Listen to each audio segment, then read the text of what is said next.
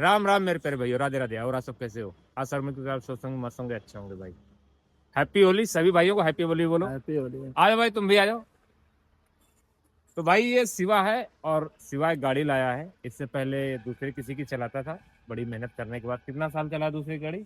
वो चला 2 साल। 2 साल चलाने के बाद भाई अपनी गाड़ी, पहली गाड़ी खुद की लेके आया है।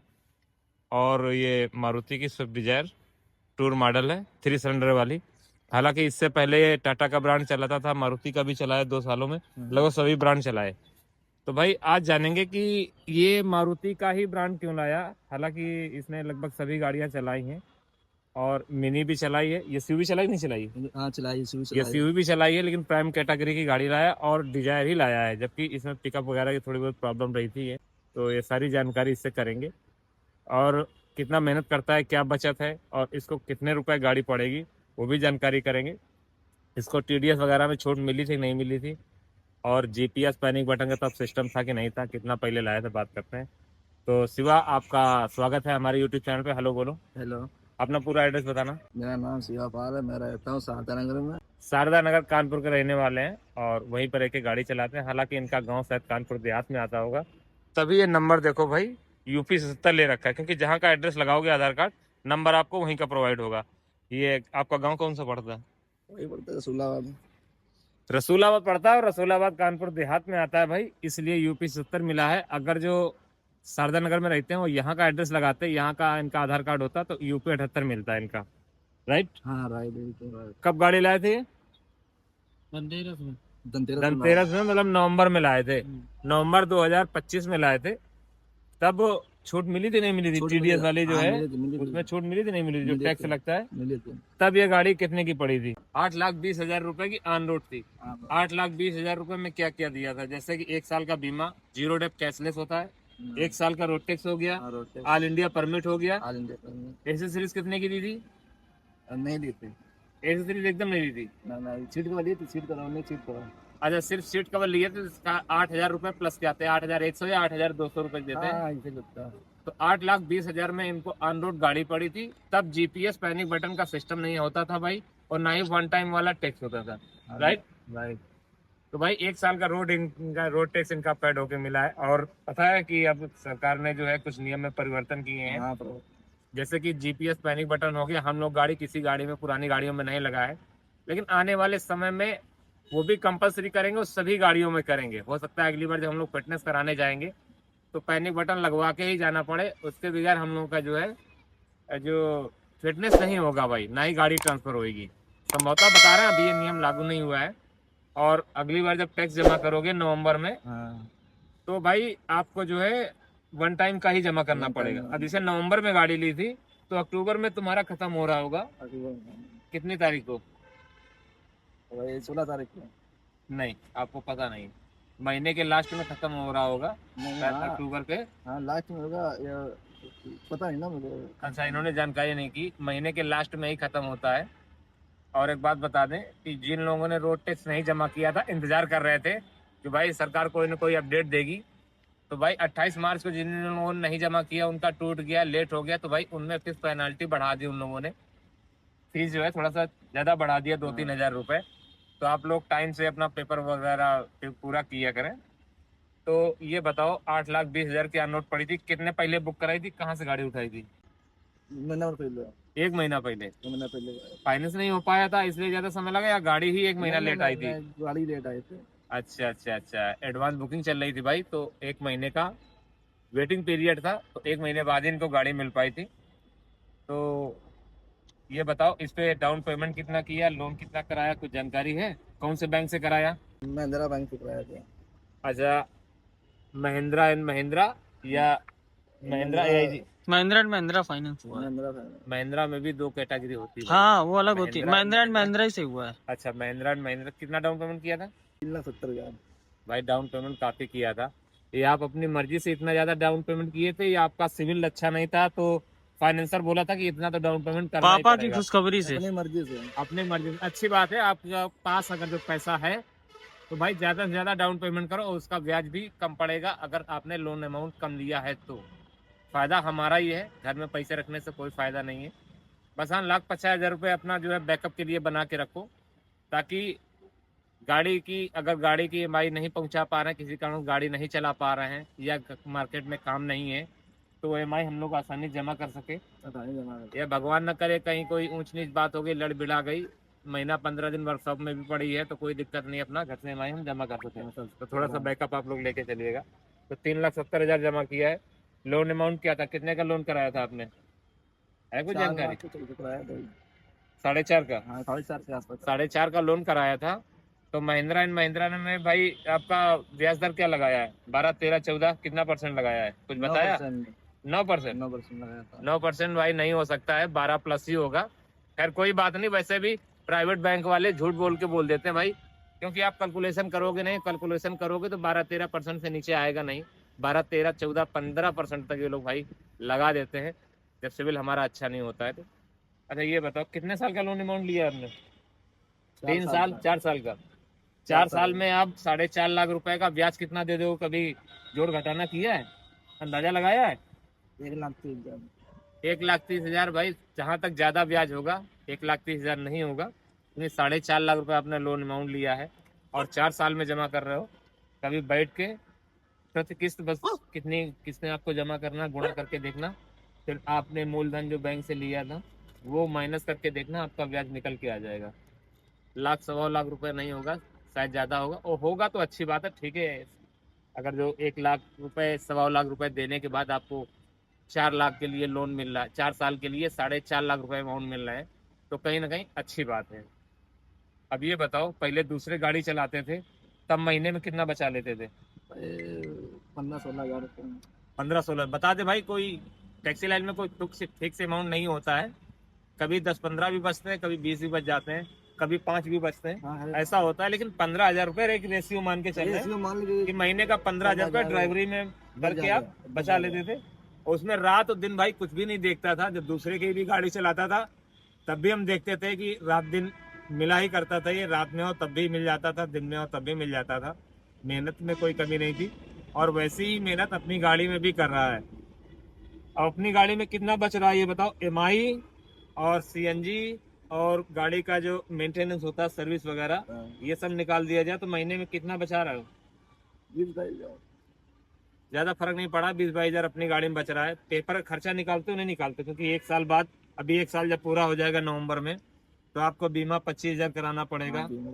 वन टाइम टैक्स भी 70-80 हजार रुपए आएगा आपको, वो भी जमा करना पड़ेगा, ठीक है। प्रदूषण भी करवाना पड़ेगा, अथोराइजेशन ऑल इंडिया परमिट भी करवाना पड़ेगा। इसके लिए पैसे कुछ निकाल के चल रहे नहीं चल रहे प्रतिमा? हाँ वो सब निकाल के चल, वो सब निकालने के बाद 20,000 बचा लेते हो? वो सब निकाल लेते तो सही है भाई। 20,000 से बचा लेते। अगर 15 से 20,000 रुपये आप बचा रहे हो तो ये मान के चलो कि दूसरे की नौकरी कर रहे हैं 4 साल के लिए, जब तक की गाड़ी फ्री नहीं हो जाती। तो एक बार गाड़ी फ्री हो जाने के बाद आपकी वो गाड़ी की जो आप एमआई दे रहे थे वो सारा पैसा आपका सेविंग होगा। मतलब 20 प्लस तो हो ही जाएगा। 20 प्लस इसलिए बता रहे भाई, आप कहोगे 40 क्यों नहीं, क्योंकि अभी तो एमआई दे रहे हैं। तो एमआई का पैसा जब 4 साल बाद भाई फ्री होगा, एमआई तो नहीं जाएगी, लेकिन गाड़ी फिर खर्चे भी मांगती है। गाड़ी जो नई होती है हम लोग शोरूम से निकाल के लाते हैं, 2-3 साल 4 साल अगर अच्छे से चलाया जाए तो मेंटेनेंस कम रहता है। लेकिन 3-4 साल जब पुरानी गाड़ी हो जाती है तो भाई मेंटेनेंस ज्यादा मांगती है। मानते हो बात कि नहीं मानते हो? कहीं टायर मांग रही, कहीं बैटरी मांग रही, कहीं क्लच मांग रही भाई, कहीं गेयर बक्सा में काम आ गया, ठीक है, कहीं हेड में काम आ गया, तो काम ढेर सारे मांगते रहते। क्योंकि टैक्सी गाड़ी है, 1 साल में हम लोग 50-60 हजार किलोमीटर तो चला ही देते हैं, बल्कि 1-1 लाख किलोमीटर भी लोग चलाते हैं। लोग चलाने वाले तो 4 साल बाद आपकी 2 लाख 3 लाख किलोमीटर गाड़ी चल जाएगी। और आप अभी आपकी ईएमआई कितनी प्रति महीने की? तो भाई है मेरी 12,500 रुपया। 12,500 भाई, सोच इतना रहा है, लग रहा दूसरे की गाड़ी है। कोई भी सवाल पूछो तो यार पाल जी इतना सोचते हो कि गाड़ी आपकी नहीं किसी दूसरे की है। इतना ज्यादा नहीं सोचा जाता। हर महीने आपकी ईएमआई जा रही 12,500 रुपये ईएमआई है, लेकिन ये 4 सालों के लिए है। और 4 साल बाद ये 12,500 रुपये ज्यादा बचेंगे, लेकिन बचेंगे क्या, वो मेंटेनेंस में भाई चले जाएंगे।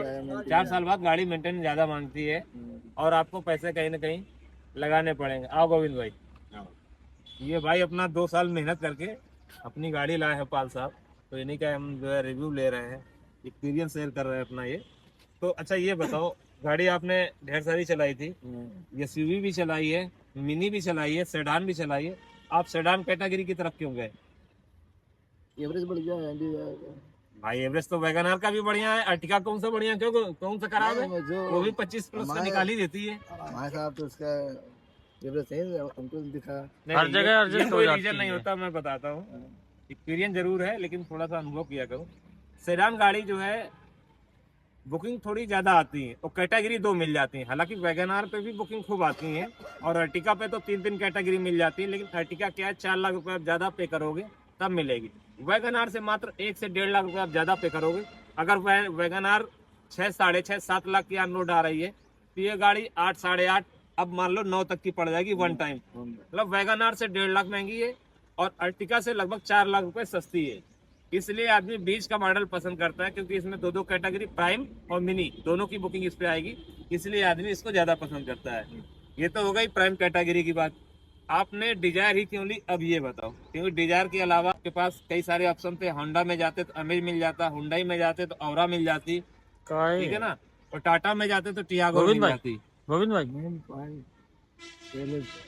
एवरेज का आपका ये गाड़ी एवरेज कितना निकाल रही है? 30-32 का, जो कि सही बात है।